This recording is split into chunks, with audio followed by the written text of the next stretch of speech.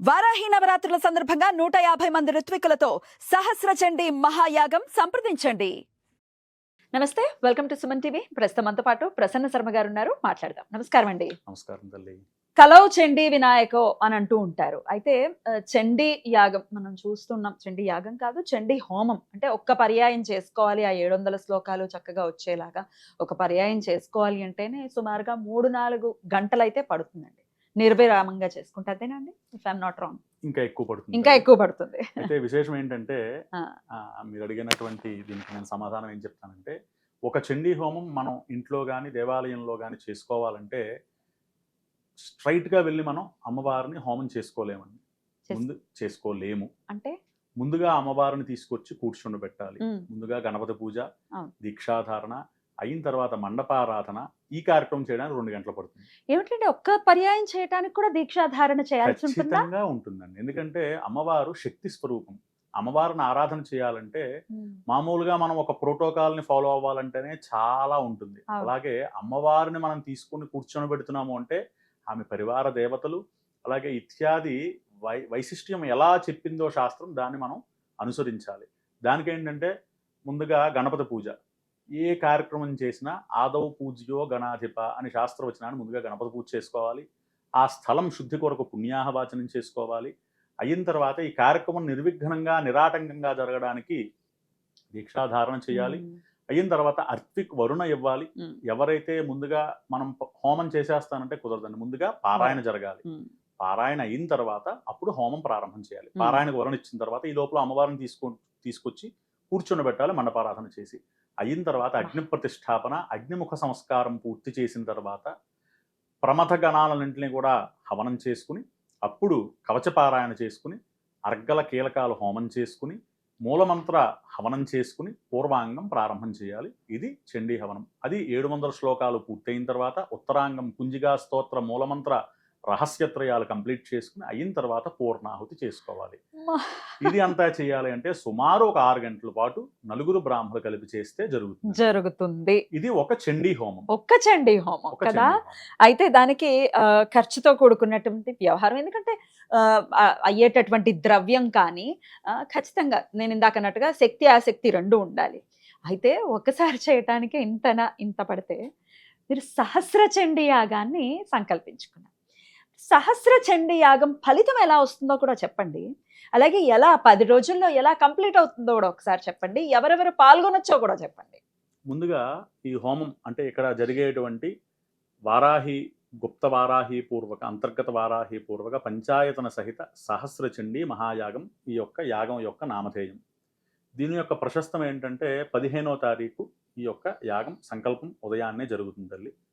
సంకల్పం జరిగిన తర్వాత గణపతి పూజ, ఇప్పుడు నేను ఏదైతే చెప్పానో దీక్షాధారణ, ఋత్విక్ వరుణ, అలాగే కూర్చునేటువంటి 11 రోజులు ఉండేటువంటి యజమానులకి దీక్షాధారణ, అయిన తర్వాత ఋత్వికులకి దీక్షాధారణ, ఆ రోజు మాత్రమే కూర్చునేటువంటి యజమానులకి దీక్షాధారణ, అయిన తర్వాత పంచగవ్య ప్రాశన.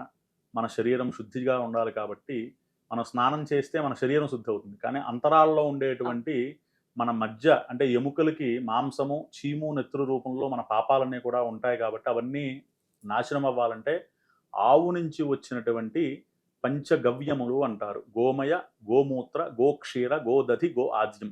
దీన్ని వేదమంత్రపూర్వకంగా అభిమంత్రణ చేసి, వేదశాస్త్రంగా చెప్పేటువంటి మంత్రాలతో అభిమంత్రణ చేసి ఆ యొక్క తీర్థాన్ని పుచ్చుకున్నట్లయితే యత్వగస్థిగతం పాపం దేహే తిష్టతి మామకే ప్రాశనం పంచగవ్యస్య దహత్యగ్నిరివేంధనం. ఇది శాస్త్రవచనం.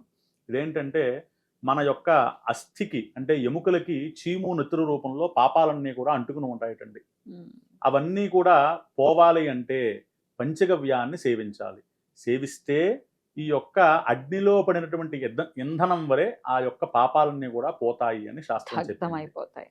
అంతమైపోతాయి. అటువంటి పంచగవ్యాన్ని ఆరాధన చేసుకుని ఒక గోవుని చక్కగా వత్స సహితంగా అంటే ఆవు దూడతో కలిపి చాలా విశేషంగా 33 కోటి దేవతా స్వరూపిణి అయినటువంటి గోపరాదేవతకి ఆరాధన చేసుకుని అప్పుడు మిగతా పారాయణలు, చండీ పారాయణలు 108 పారాయణలు ప్రారంభం అవుతాయి. ఆ రోజు ఉదయాన్నే హోమం ఉండదు తల్లి. ఎందుకంటే మొదటి రోజు మాత్రమే ఉదయం హోమం ఉండదు. ఎందుకంటే ఈ మండపారాధనలు సమయం పట్టేస్తుంది, చాలా సమయం పడుతుంది. అలాగే ఆ రోజు వరుణ ఇవన్నీ అయ్యేసరికి చాలా సమయం పడుతుంది కాబట్టి ప్రారంభమయ్యి ఉమ్. ఉదయం కార్యక్రమం పూర్తవుతుంది. సాయంకాలం 4:30 గంటలకు అగ్ని సంస్కారం. మనందరికీ తెలుసు, ఇంట్లో గ్యాస్ స్టవ్ వెలిగించుకుంటూ ఉంటాం. దాని పేరు లౌకిక అగ్ని. ఒక అగ్గిపెట్టితో వెలిగించిన, లేదంటే లైటర్తో వెలిగించిన, ఇవన్నీ కూడా లౌకిక అగ్ని. ఇంకా మనకి తెలియనటువంటి అగ్నులు చాలా ఉన్నాయి. ఇందులో బడబా అగ్ని, సముద్రంలో వచ్చేటువంటి లోపల ఉండేటువంటి అగ్ని. మనకి ఆ అగ్ని పర్వతాల పేర్లు లావాగ్ని వస్తుంది, ఇది ఒక అగ్ని. అలాగే మనకి అడవిల్లో కారు చిచ్చు, ఎవరు వెలిగించకుండా దానంతట అదే కారు చిచ్చు వచ్చేస్తూ ఉంటుంది, అది ఒక అగ్ని. బడబాగ్ని, లావాగ్ని, దావాగ్ని, అలాగే మనలో ఉండేటువంటి జఠరాగ్ని. మనందరికీ తెలుసు, ఎందుకంటే టైం అవుతుంది కదా, ఇది జఠరాగ్ని. ఇది కాకుండా మరొకటి చాలా విశేషమైనటువంటిది వేదాగ్ని.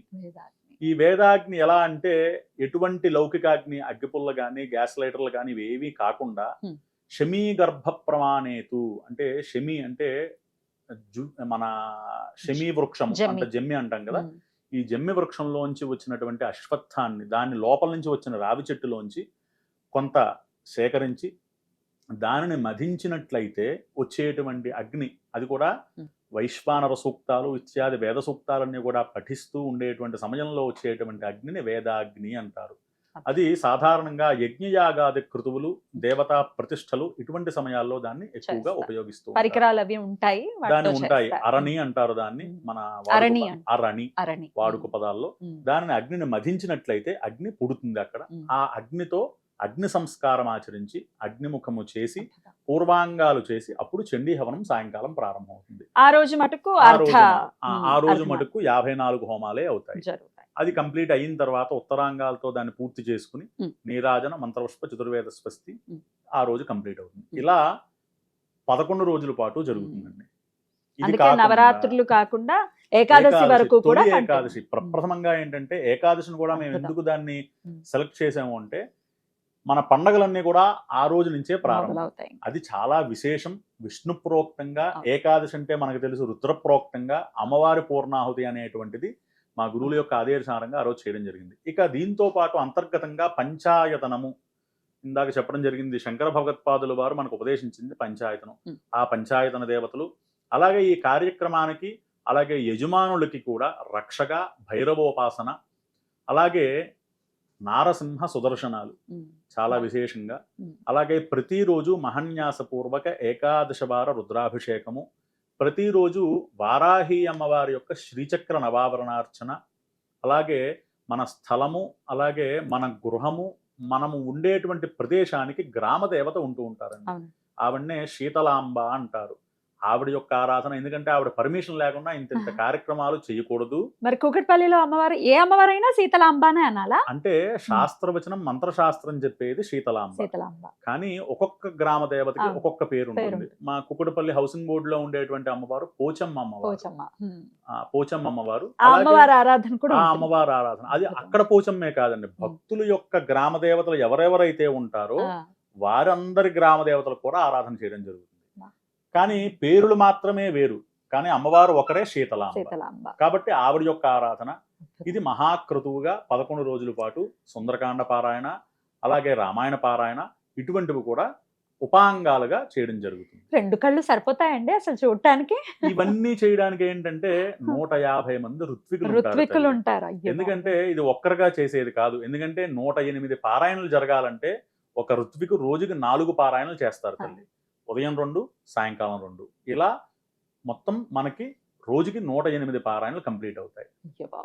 మొత్తం 11 రోజులకి కలిపి 1008 పారాయణలు కంప్లీట్ అవుతాయి. పారాయణలే కాదు, హోమాలు కూడా. అలాగే ఉదయం 54, సాయంకాలం 54, రోజుకి 108. మరి ఫస్ట్ రోజు 54 అన్నారు కదండి, అన్నారు కదా. 11వ రోజు పూర్ణాహుతి ముందు 54 హోమాలు కంప్లీట్ చేసుకుని అప్పుడు పూర్ణాహుతి 25వ తారీఖు తొలి ఏకాదశి రోజు ఉదయం 11 గంటలకు పూర్ణాహుతి జరుగుతుందండి. ఇది 13 సంవత్సరాలుగా అయితే శతచండీ చేస్తూ ఉన్నారు. ఈ సంవత్సరం సహస్ర చండీ మహాయాగాన్ని సంకల్పించుకున్నారు. మరి పాల్గొనాలి అనుకునే వాళ్ళు నిజంగా నేను ఇందాకన్నట్టుగా 2 కళ్ళు సరిపోవు, ఖచ్చితంగా తిలకించి మనం ఖచ్చితంగా చూడాల్సిందే, కనులారా వీక్షించాల్సిందే. అంగరంగ వైభవంగా జరగబోతోంది కాబట్టి కేపీహెచ్పి కమ్యూనిటీ హాల్లో జరగబోతోంది. నేరుగా వచ్చి పాల్గొనాలి అనుకున్న వాళ్ళు కూడా పాల్గొనొచ్చు. కాకపోతే రిజిస్టర్ చేసుకోవాల్సి ఉంటుంది. కింద స్క్రోల్ అవుతున్న నంబర్స్కి ఖచ్చితంగా కాంటాక్ట్ చేయండి. ఎవరికి వారే చేసుకునేలాగా సామూహికంగా అందరూ కాకుండా ఒక్కొక్క హోమగుండానికి ఒక్కొక్క దంపతులనే అనుమతించి చేస్తున్నారు కాబట్టి చాలా విశేషవంతమైనటువంటి ఫలితం ఉంటుంది, ఎటువంటి సందేహం లేదు. కార్యక్రమం దిగ్విజయంగా అవ్వాలని మనస్ఫూర్తిగా కోరుకుంటూ చాలా చాలా సంతోషం అండి. నమస్కారం. నమస్కారం.